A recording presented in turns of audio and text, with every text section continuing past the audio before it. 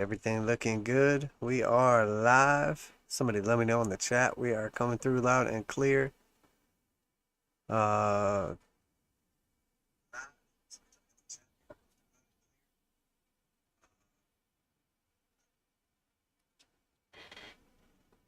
what's going on over there, Manny?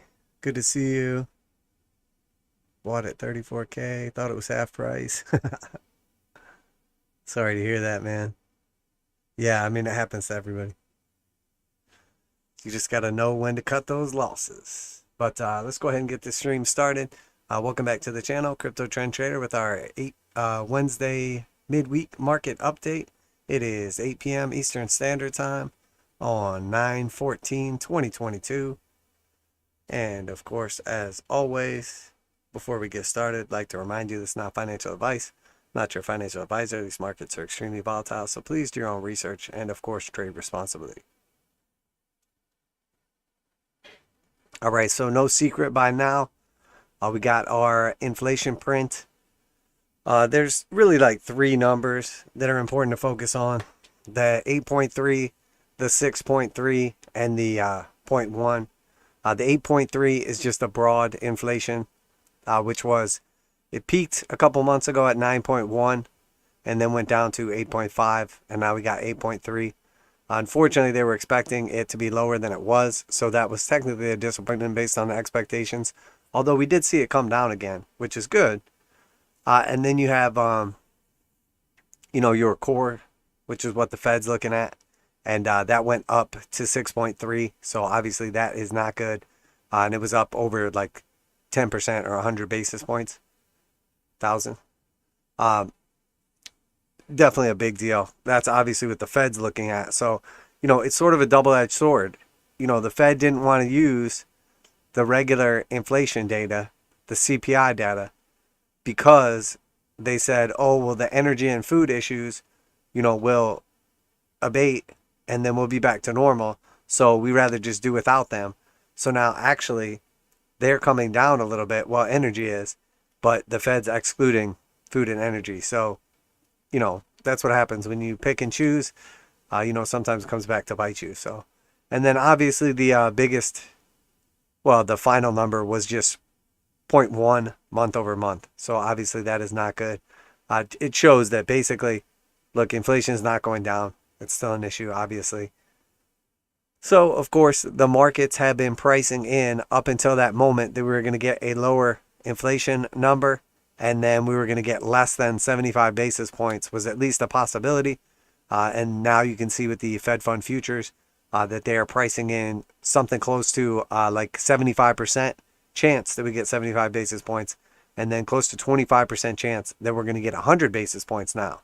So the market, once again, expectations were 75, possibly 50, but in all reality, now it's 75, possibly 100.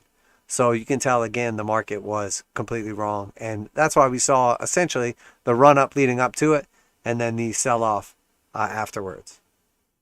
And of course, we had discussed the correlation between rates, obviously, the DXY, and then essentially what's going on there as well. So we'll kind of make some connections and get talking to what we think is going to happen here into the future. So, all right, so let's take a look at TNX here. So we see TNX already was headed back up to the top of the range. We made it literally almost to the top. So at this point in time, we're essentially at the cycle high. Now, again, people are always going to say, oh, it's going to double top. This is it, da la la. The probability of it double topping is extremely low, in my opinion. Now, is it tired? Has it been up at this level for a while? Is it, due to cool off? Sure, maybe. I mean, but it just cooled off for, week after week after week right here. And now here we are just back at the top of the range again. So, I just don't think all of a sudden TNX is just going to, top out. As long as inflation is still an issue, we should assume that the Fed is going to be raising rates or keeping rates high. So as long as we have inflation, no reason to think this is going to top out.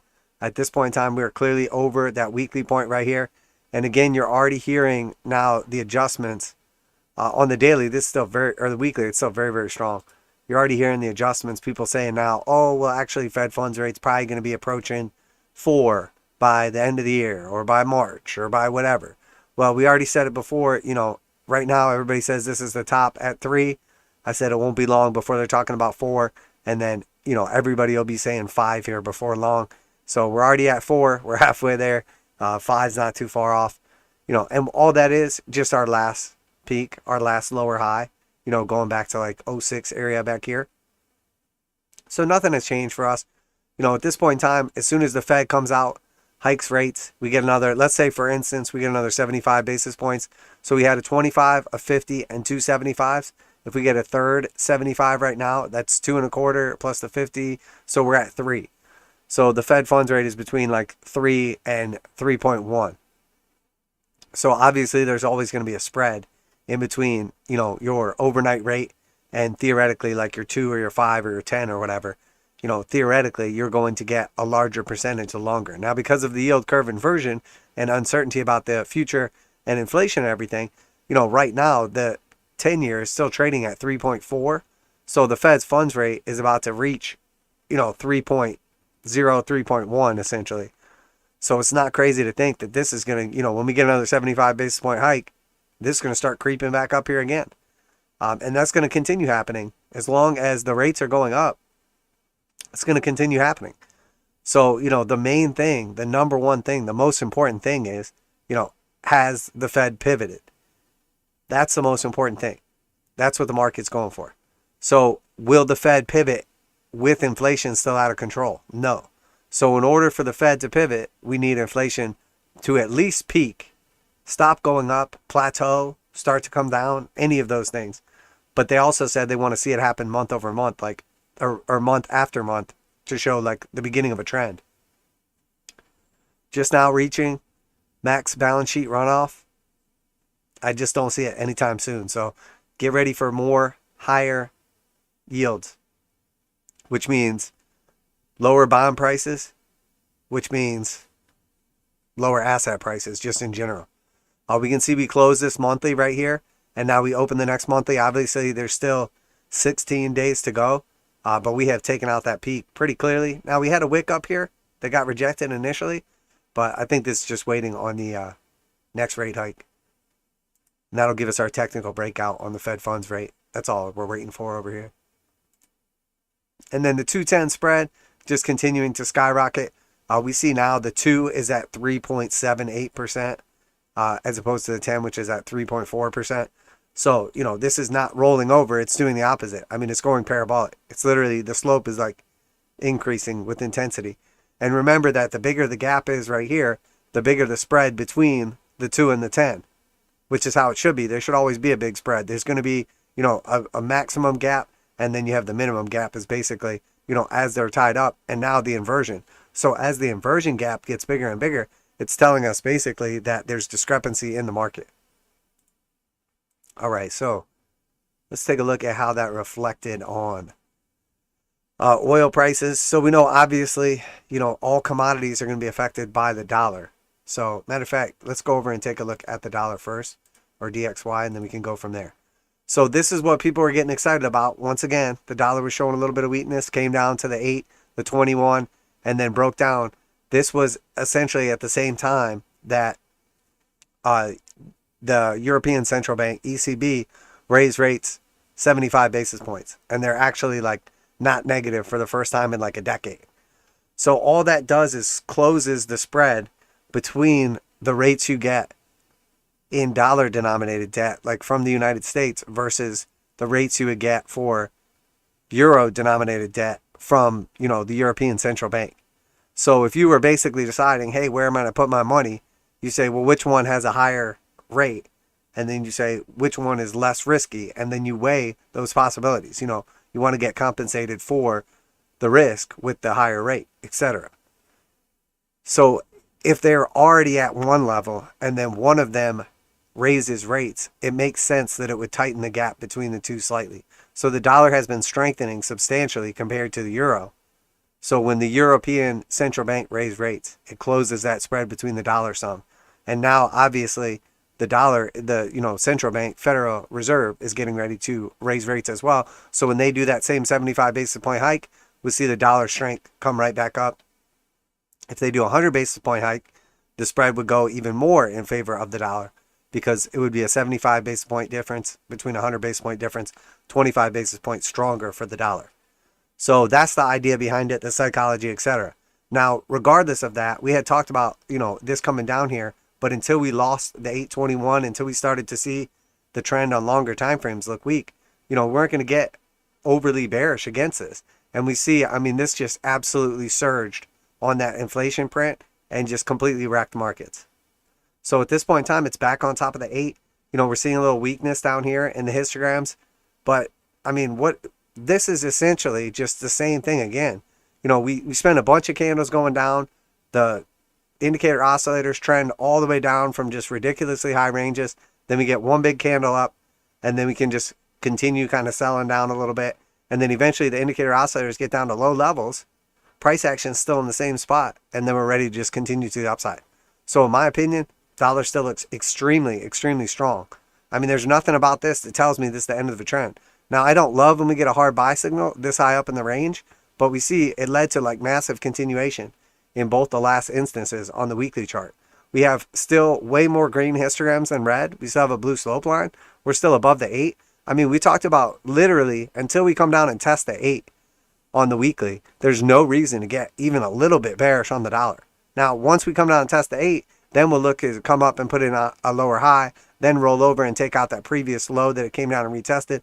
Then we can start talking. But dollar still looks extremely, extremely strong. DXY does. And on the monthly, does not look like a top to me. All green histograms, blue slope line, just going absolutely parabolic. Bullish control zone, just literally wrecking everyone else's face. You want to bet against the thing that's outperforming? Doesn't seem like the best idea, but all right. So, that now we can see how that is reflecting on the rest of these assets. So obviously oil started climbing back up after this slow meltdown. I found support at that exact range we've been talking about, like basically the top of the descending white channel and the bottom of our channel right here, and then our fib. There was just a whole cluster of support right through this range. Found some support, at least temporarily, bouncing off the slope line, which is still on top of here, and now moving up to retest the 200 exponential and simple. Now the key level is going to be this 97. So if we keep rising up here, trying to get through 95 to 97 is going to be tough. If we break down from here, losing like the 82, 83 level is extremely crucial. But we're still technically in this range. While we're trading in a range, we keep trading in that range. So we had talked about the potential on this breakout for a move back up to the top of the range. It didn't meet our entry criteria at the time. If we start looking for it again, I'm going to tell you already, I don't think it's going to be there, but we can take a look. Obviously from where we're at right now, if we break down to a new low, we don't want to be in the trade anymore. So it's 8.5% to there. The retest of a 200 exponential and simple is 9.5%. And the top of the range, which is where we would expect to test, is about 29%.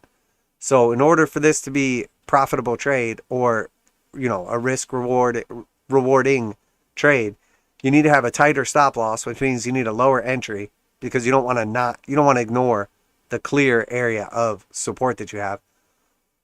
Or you just have to be going for this trade, not thinking, okay, yeah, we're probably going to top out right here. So in my opinion, we're probably going to top out right around 100. There's a lot of resistance right there.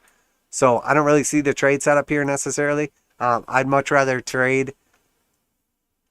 I'd much rather trade something probably like nat gas related, or possibly even uranium related right now, just because some of them are showing a lot more strength than try to get lucky on oil. And I say get lucky because, what is this? From where we're at right now, if I think, okay, there's a really good chance it pushes back up to 97 and tops out, and then I say, okay, there's still a pretty good chance that we break down below 81, and if we do, I want to have this trade. That's a 9.5% upside, 8.5% downside. So it's a coin toss. It's 1.09 risk reward ratio. So to me, that's getting lucky. It's a coin toss. I think it goes up from here. I really do. I think that probably this trade setup plays out okay. But again, you know, there's enough assets out there we could trade. We don't have to take coin tosses. So okay, going over to our traditional markets now. Some important things happened today. Some things that we had discussed in advance. So very, very important price action took place. Obviously, we had a nice move to the upside and then a gap down and then just complete meltdown. And then it looked, there was some battling going on today during the day. And then it looked like it was going to close down, but we rallied back up at the last bit. Now, all the indexes look slightly different. The important things were, one, did we take out that previous little swing low right here? Taking that out is obviously a big deal. With the wick we did on the Dow, with the candle body, we're basically at the same spot. So now the way we have to look at this is, you know, big picture first. Okay, big picture, we have a high, we have a low, we have a lower high, we have a lower low, we have a lower high again. So I just assume that the next thing we'll do, it might have some chop along the way, but is put in a lower low. And the only reason I say I assume that is because, well, that's what we've been doing. We've been putting in lower highs and lower lows. We're in a downtrend. We're clearly in a bear market. So I expect the bear market to continue. That being said, what we're looking for here is from that macro low, we did put in this lower high based on the whole trend, but we have now a low and a high. So now we have a higher low technically when we came down here. The next question is, does this higher low hold up? If it doesn't hold up, we're continuing the downtrend. If it does hold up, or a lower one holds up, it's possible we can start an uptrend, because the next step of that is a low, then a high, then a higher low, then a higher high. So we're paying attention to what area, if any, holds. So the real question at this point in time is, the main thing we're paying attention to right now is this low right here. If we take out the low on the Dow Jones, or in this case, Dow Industrial Average, it's basically 298, so 300. So if we take out Dow 30K, it's a big deal. It's a big deal. Because now we're just continuing the downtrend and nothing has changed. We also know, based on just a couple super, super simple drawings here, you know, we basically have a key support down here, descending support, a key resistance here in red, and then we have this sort of support, or sort of resistance line here in green. And I say sort of resistance because it acted as resistance here. It acted as resistance and support through here. It acted as resistance right here as well. And now it's acting as support here. And then also we have the 236 from the top to the bottom. And we did a 61.8% retracement. So typically what we want to see is a 50 to 62% retracement. So the target is the 0.5 or the 618. We hit the 618. It was beautiful. We backtested the 200 exponential and simple. It was beautiful. We hit the descending resistance line. I mean, just so much confluence. So much confluence. And that's when everybody is the most bullish. Remember right here. Everybody's calling about now it's no longer a bear market. We're up 20% off the lows. We gained back 50% of the move down. That's never happened before. And then we went on to make new lows. Well, all these dumb motherfuckers are getting ready to be proved wrong because, one, they're morons, and we proved in like 5 minutes that it's happened countless times. Well, not countless, but a handful of times. And two, we're about to see it happen in real time. And that's my point is, people get the most bearish at the bottom and the most bullish at the top. And that's why they always lose all their money. Obviously, we picked the bottom almost perfectly. We picked the top almost perfectly. And now, you know, we're back here at the 236. So if we break down below the 236, we're likely headed back down here for either a double bottom or a new low. So there's a ton of support right here that needs to hold. So while we didn't get any like big signal today from the market, like, oh my God, this is it, we're going to the lows. I mean, I would say it's pretty obvious we're going to the lows. Now, if this pivots around here and starts moving back up, we're probably going to play a move back to the 200 exponential and simple. And there's probably like 5% in it. But the pivot has to happen first. Something has to happen first on the market for me to get excited about it, because it looks like it's just headed down to put in new lows. And when we look at the longer time frames, and again, I'm not doing this on everything, but you know, we still have basically on this weekly chart, we have what I would call an unfulfilled test. You know, we came down to 200 exponential. Unfortunately, this is the stock market. No one uses the exponential in the stock market. Everyone uses the simple. So that being said, until we come down to 200 simple, the market's not happy. And that's right there at 300. So that's what we do. We come down here, we fulfill this algorithm, we hit the 200 simple, we double test the bottom, and then we see do we put in a new low. And that's when we'll know. We already got one bounce off the 200. It's not crazy to think we come down there again, hit that target, bounce up here again, and then put in another lower high. That's going to be essentially the indication to the market, like, okay, we're going lower. Until this 821 crosses back to the upside, which we were very close, we're not going to get bullish. And while we're putting in bearish weekly engulfing candles, we're not going to get bullish. We just got rejected off the slope line. The stochastics are rolling over. The knife is headed to the downside. I mean, everything that we were expecting to happen has played out perfectly. So, I mean, absolutely beautiful. And then, you know, we'll get down there at the lows and everybody will start shorting straight into the 200 simple moving average, and we'll scalp that one again too. So Dow Industrial on the monthly, this is what we're afraid of, is the 200 exponential and simple monthly test. Before that ever happens, we know the 8 and 21 on the monthly crossing is a huge deal. So we back tested it just like we expected right here. I mean, we nailed the bottom perfectly. We back tested the cross. We even pushed up and had a strong rejecting candle as we expected.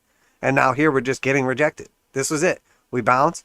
We try to push up. Nope, not going to happen. And now what's happening? We're getting slingshotted to the ground. You know, in this case, a throw over. It basically looks bullish. And then realistically, we're just about to fall off the cliff. So as far as I'm concerned, the charts are literally just doing what we've been saying. So the last thing I'm going to do is like change right now and be like, oh, look, look at that wick. Look at that rejection. We're going up now. Just don't see it happening. Not on a longer time frame. So SPY, very, very similar. Didn't come down to the lows quite as badly. Didn't wick down and put in a new low. Closed a green candle. So it looks slightly better. But again, when we look at, zoom out and just look at what's going on here, and everything I said about the Dow Jones is the same on the S&P. You know, the weekly chart, we bounced to 200 exponential. We need to come down to 200 simple. 200 simple is slightly lower. It's 357 on the SPY. So we'll see what happens with that. That's obviously my target. And then if we go over to the monthly, we'll see the exact same thing. We lost support. We back tested. We got rejected, and now we're getting the throw-over treatment, getting ready for the bloody waterfall. And we know, obviously, that before one of these massive dumps can happen, before one of these disgusting bear markets that everybody says we're not about to go into, before that happens, the 821 cross bearish. So we'll see what happens here. If that happens, you know, obviously that's what we're protecting ourselves from.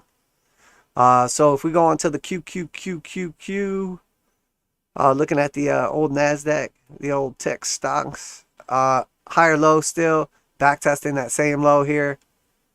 Pretty weak overall. Weekly, same thing. We could back test the 200 simple, slightly lower low. And then if we look at the monthly, the cross already happened, the rejection already happened, and it looks like we're headed down to put in new lows. And we know that the last time, the only two times on our whole entire chart in the last 20-something years that we have here, when the 821 crossed bearish, we went into a multi-month, massive percentage downtrend. A bear market. A true bear market on a monthly time frame. Well, still, I mean, technically not, because we're still above the 200 exponential and simple. But, you know, a true downtrend inside of a massive, never-ending. I mean, I would say, even if right here we didn't, you know, technically we don't have populated the 200s, but let's just assume they came somewhere around here. At no point in time did the monthly 200 exponential and simple flip bearish. But I would say this is enough to call it a bear market, obviously. But most of my bear market indicators are done off of the daily or weekly time frame, because the monthly time frames, I mean, nothing is going to be in a bear market on a monthly time frame that you're still investing in, because by the time all that happens, it's probably gone to zero. I mean, I say nothing, but just in general, like for the most part. And then if we just go to IWN, the old Russell, the Ruddy, the thing I wouldn't buy with your mom's money. Russell looking like trash, holding up better, shorter term. You know, and a lot of this is probably narrative based. People are, you know, want those small caps because the small caps lead us out with the growth and blah, blah, blah, blah, blah, all this trash. What people don't realize is they're trying to position for what they do coming out of a Fed tightening cycle or coming out of a recession or whatever, what they don't realize is it's only just begun. They're preparing for the end of the game, and it's the end of the first inning. So they're like grabbing their stuff, getting, for you people out there that don't follow baseball, you have no idea what I'm talking about. But, the end of the first quarter, let's say. So you take your girl to the game or whatever. She thinks it's over. Everybody cheers. People start getting up. They're going to the concession stand or going to take a leak. She thinks the game's over. Like, oh no, honey, we're just getting started. That's what's happening right now in the economy worldwide. So Russell is obviously trash. Weekly, just melted through support. Obviously failed to cross this back up. Just still looks like complete trash. And monthly, just absolutely terrible. It's hard to say anything other than, we could get one of these. There's definitely a possibility we get like a 2015, 2016 deal. But, I'm looking at the 2008, 2000 crashes thinking that's probably what we're setting up for. Even the Rona dump on the Russell was just disgusting because it's just such a trash underperformer that it actually tagged the 200 exponential and simple. So nothing really changed on the long-term stock market here. Obviously, we don't need to check the weekly and monthly like all the time. But I think it's pretty clear what's happening now. This back test on the daily for all of our assets was that last chance to try to save the monthly.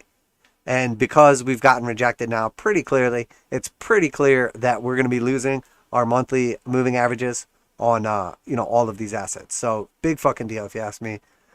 SMH chart looks pretty much the same. Semiconductors. I did pull up XLE here. So we talked about a scenario.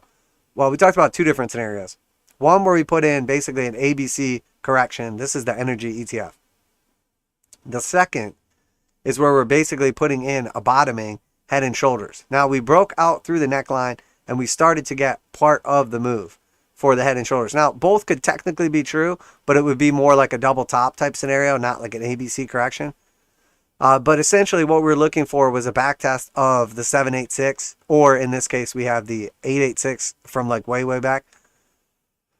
So we back tested those, we came down, we found some support, 2 fib levels lower, and we're pushing back up here. So the real question is, if we take out this high right here on energy, we're going to new cycle highs.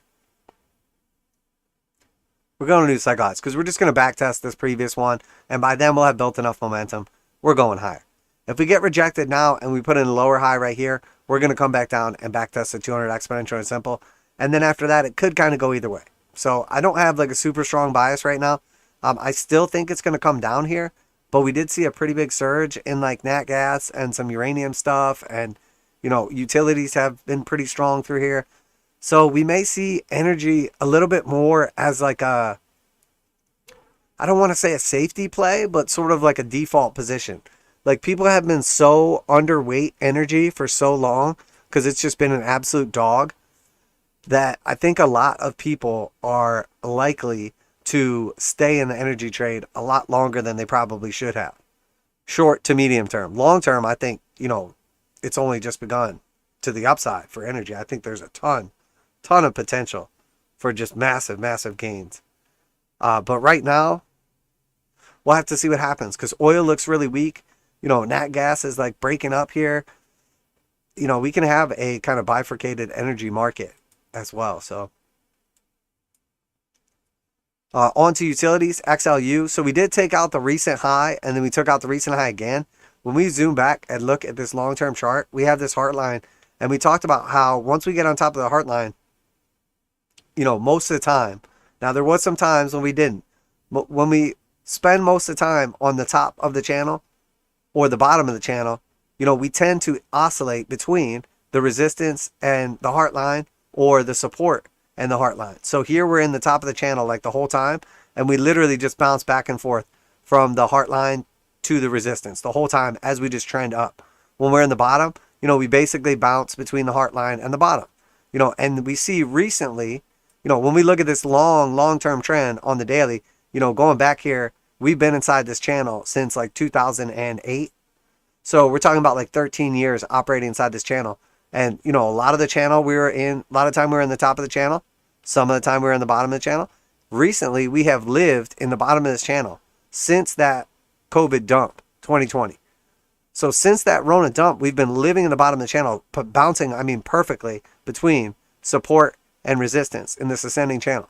So now we did reclaim it right here, and then we broke down, and then we put in a lower high, and then, you know, obviously, you know, we saw that coming.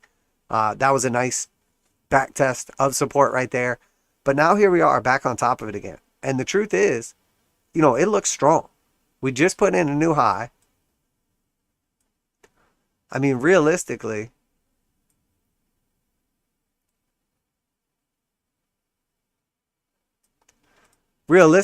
I mean, this is our target still up here. And we talked about, you know, depending on how long it takes to get there, this is going to slowly just kind of creep up. But, you know, essentially we're looking at like 87 on this. So it's still another like 15% upside from here. So, you know, and there's a strong reason to be in utilities, and there's a reason they're performing so well. And in my opinion, likely to keep performing. And if we just look at a longer time frame too, just for a little bit of, you know, a little hopium, I guess you could say. You know, I'm not saying this is going to happen or anything. Obviously, we had this insane wick. Maybe it would be like more responsible to like go from like the candle close, or maybe that wick or something, you know, because this is just a little too insane. I don't know, you know, how people would do it or want to do it or whatever. But if we just leave it organic down here at the bottom, and then we just look up for basically from that, oh, sorry.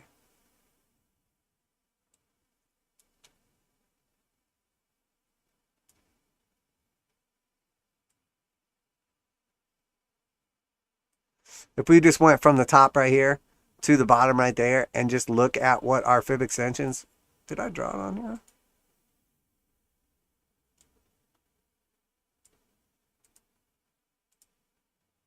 I think I had that one going from the bottom to the top.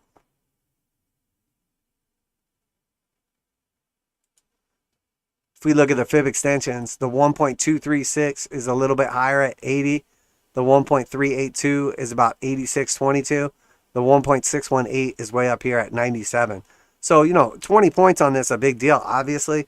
How long is that going to take to get there? I mean, you know, it could be, you know, early to mid next year as it hits that and just slowly trends up in the channel. And that wouldn't be surprising at all.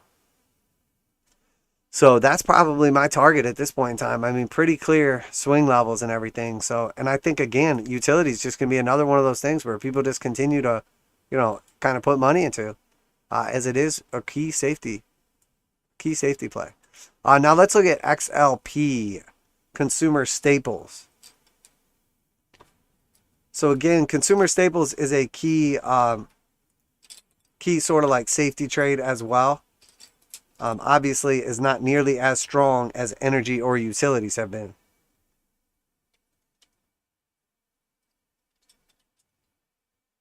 But that being said, still looking okay, especially in relation to like everything else. So we do have a high, a low, and then a lower high. We're holding on for now. We don't want to see it come down here and put in a lower low. You know, we don't know what's going to happen, obviously. This tends to hold up better in slow times. But, I mean, it's tough to tell how spending is going to change. Tough to tell. I mean, certain things you would think consumer staples would probably hold on. I know some people want to make it like the play through like Costco or, you know, Walmart or the dollar store or whatever. There's lots of different ways you can kind of make the trade on this one. But just looking broadly at consumer staples, I think right now we're basically confirming back into a bear market. So for me, this is a no-go until we either break down from here, in which case, you know, I mean, if we break down from here, it's clear we're going lower and this is top, then we're confirming into a bear market. I think that's what's coming. But essentially, I guess realistically, we would have to come back up here and at least like threaten the 77 or at least get back on top of the 200 exponential and simple. Right now, I don't like this. The biggest issue for this for me is it creates an ugly chart because we broke down so aggressively below the 200 exponential and simple, and then we came back up above it here. So the probability that we could break back above it, not hold, and then get back above it again, and then hold and continue to the upside is much, much less. If we would have come down here, found support at the 200, put in a lower high, and then come down and put in, you know, this kind of like gross breakdown, and then come back up, you know, it would look a lot more promising, basically. But since we broke down so aggressively, tried to rally up, and then couldn't even hold it for any amount of time, I think we're just getting ready to go down lower. So, while this is overall a defensive sector, now might not be the time. I would much rather honestly be in utilities or energy. So on to the DXY we already did. Apple is next. So obviously Apple had a pretty big pushback up here, rally with their new products or short squeeze or whatever you want to call it. Nothing has changed for me. I did not reposition or anything. I'm still just looking for Apple down here at 140, or essentially, the big trade is the bottom of the ascending broadening wedge or the megaphone, whatever you want to call it, or that key fib level. So again, nothing has really changed for me. There's always a possibility that the price action comes back up here, stops you out at break even, and then goes in your favor. Always a possibility. Happened to me not too long ago on Tesla on that long. So it's always a possibility. It is what it is. We could have took some profits off the table at the 200 exponential right here, but we didn't. Tesla back on top of the 200 simple. Looks okay. Tesla's holding up okay for now. I mean, it doesn't look bad. It doesn't look great. It's just, I think it's deciding. It's waiting for the rest of the market to force it in one direction or the other.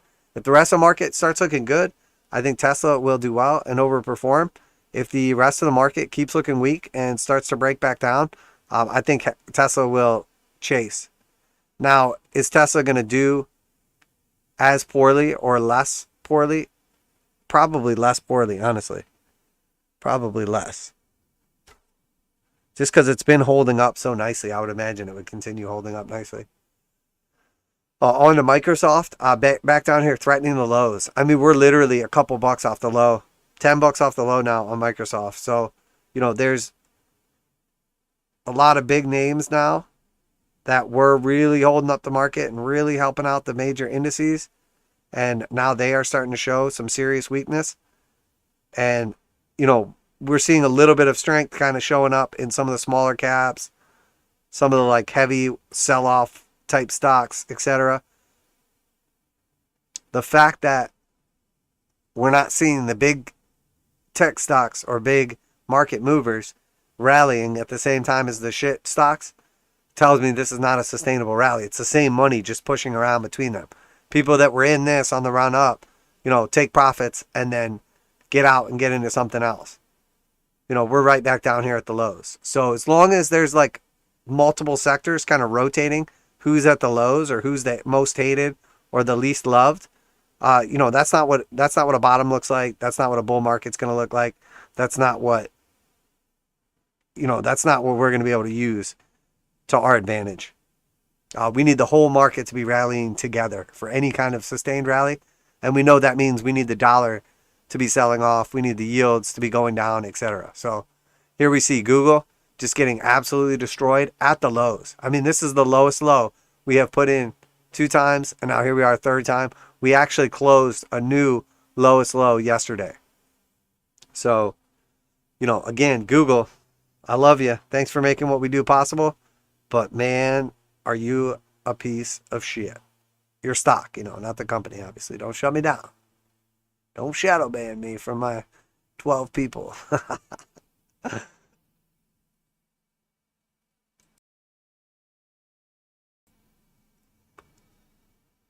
Crypto Galt says, morning all crypto trend trader, looking like a nice retest on Bitcoin for your return to mean trade.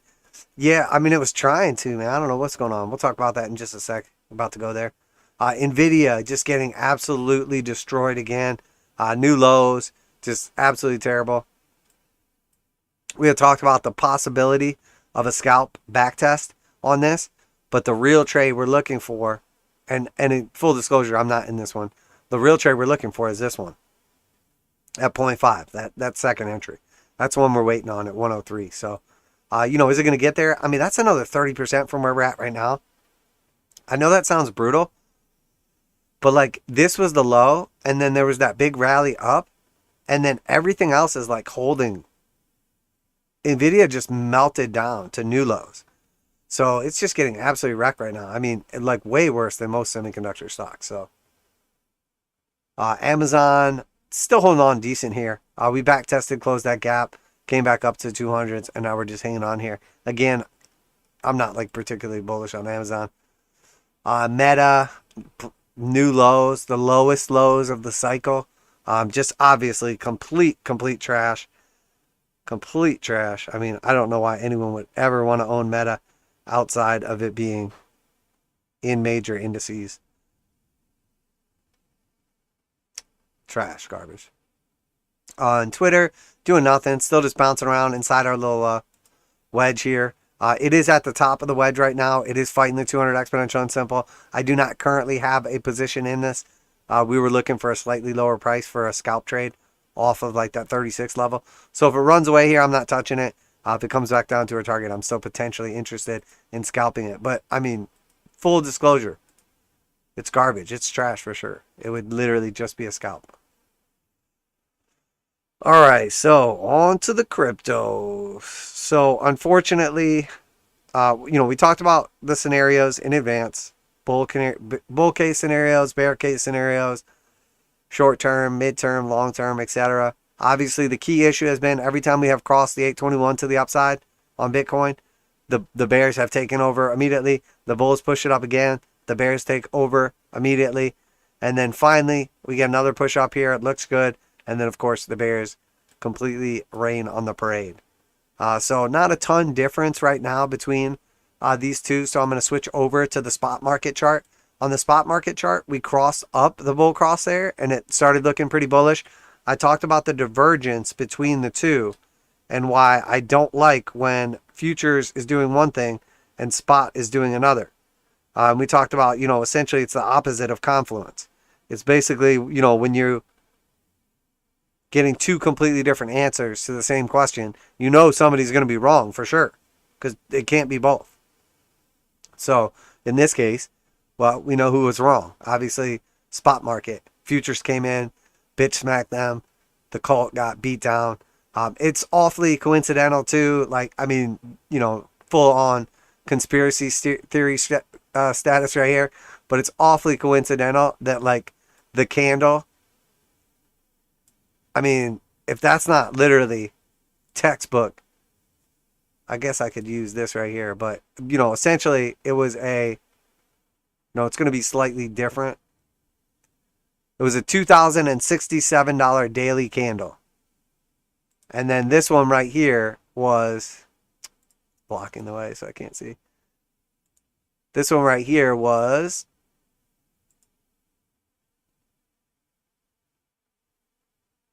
$2,200 candle. So it was basically the exact same candle.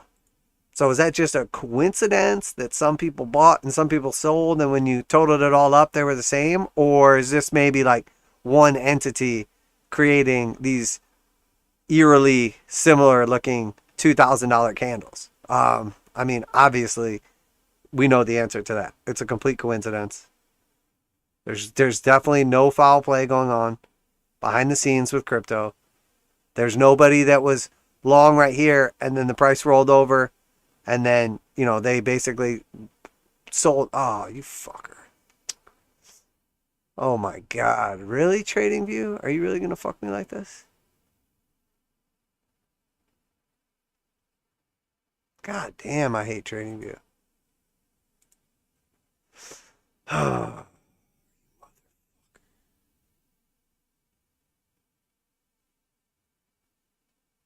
Man, I almost updated before tonight's stream too.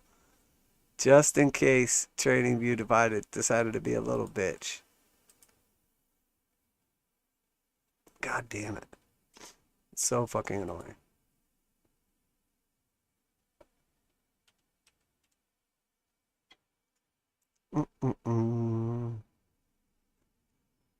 Alright, so we're just going to finish our Bitcoin TA at least. Fucking TradingView is such a little bitch. The forever battle that goes on between TradingView and browsers that you have to update your browser every 26 seconds.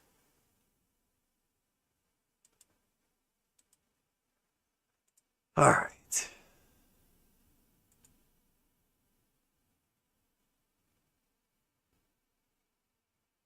TradingView is the owner of the 2K candles, he says. That's awesome. Yeah, they're like, oh fuck, cut him off, cut him off. So anyway, I mean, complete coincidence that we have a $2,000 candle down here, and then $2,000 pump right here, and then a $2,000 dump again. I mean, I doubt it. I doubt it. But obviously, who cares? The most important thing is we've been talking about it over and over again. The most important thing, and all that really matters, is the fact that every time we push the price up, there's somebody just more than willing to sell into it. So the time of there was a really, really good potential opportunity for the Bitcoin bulls, for the Sam Bankman-Frieds, the Max Kaisers, the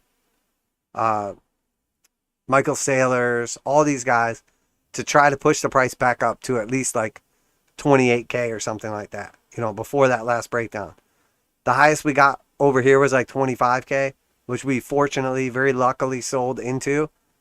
And now, this 23K is just going to look like another lower high.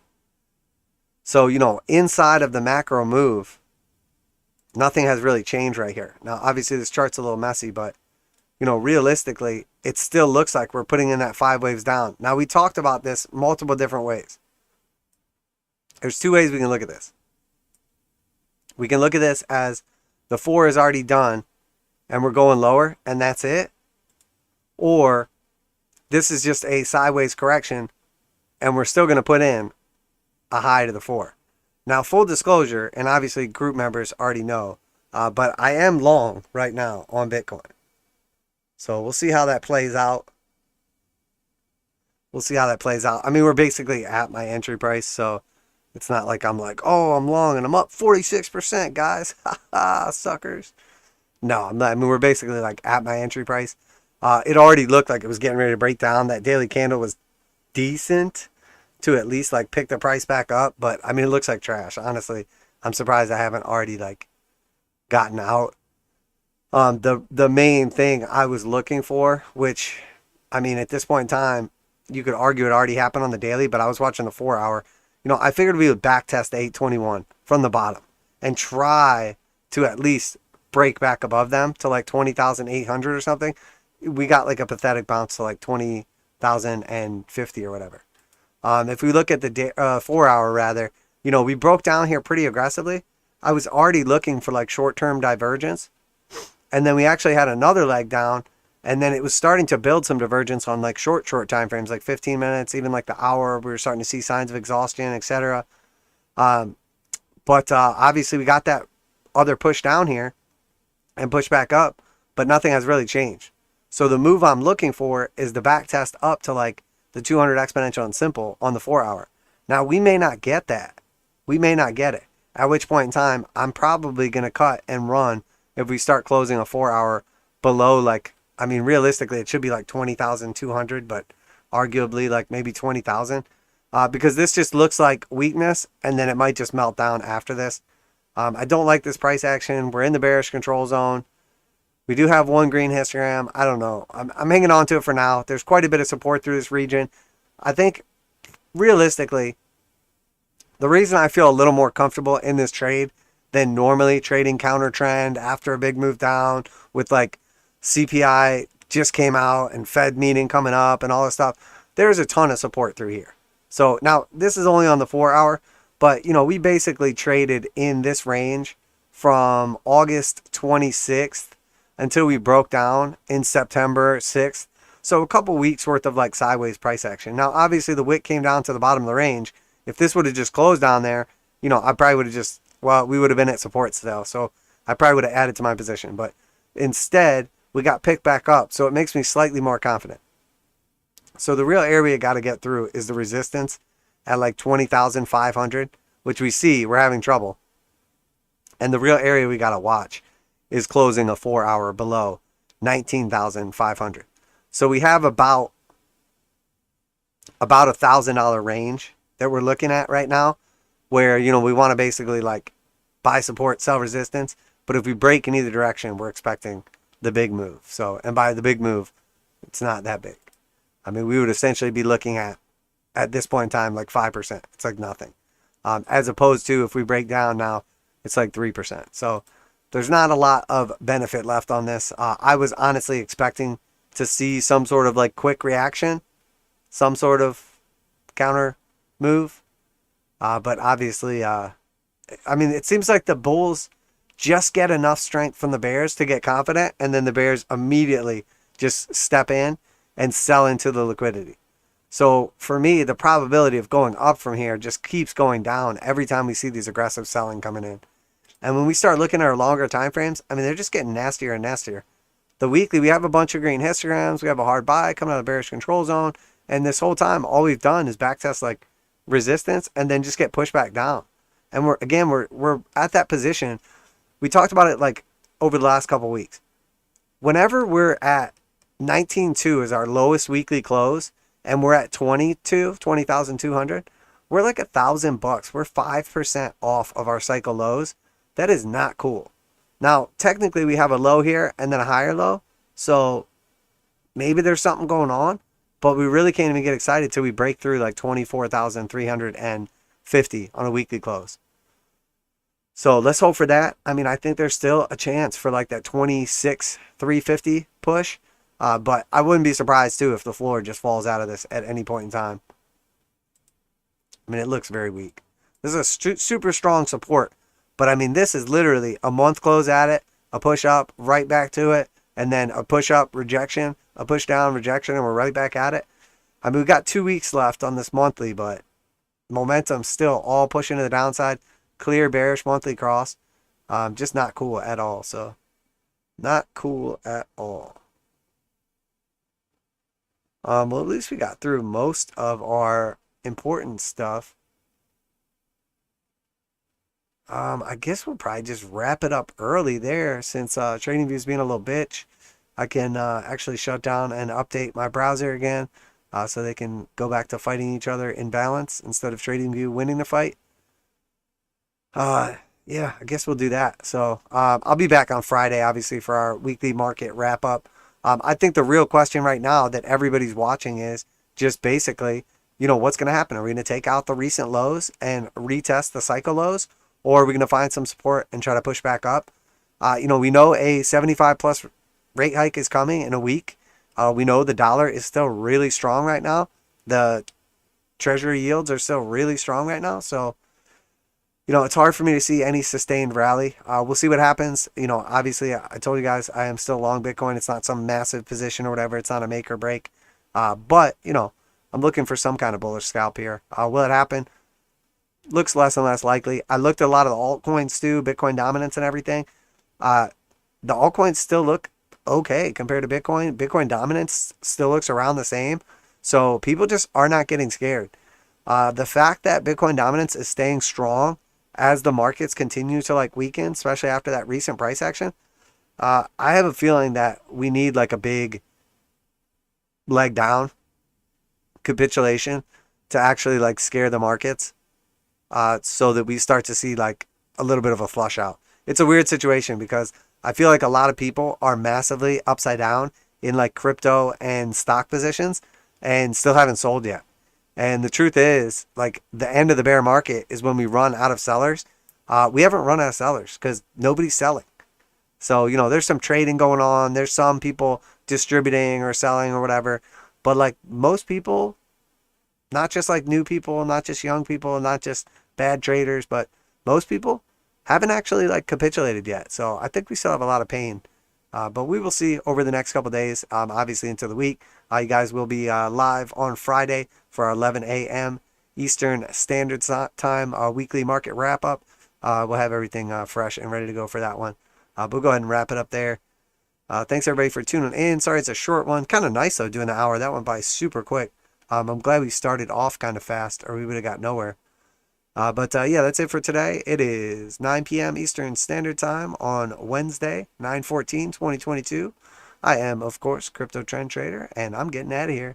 And as always, remember, this is not financial advice. I'm not your financial advisor. These markets are extremely volatile. Please do your own research. Trade responsibly. We'll see you guys for our next one. And obviously, every Sunday and Wednesday, we do stream from 8 p.m. till sometimes 9, sometimes like 1 in the morning.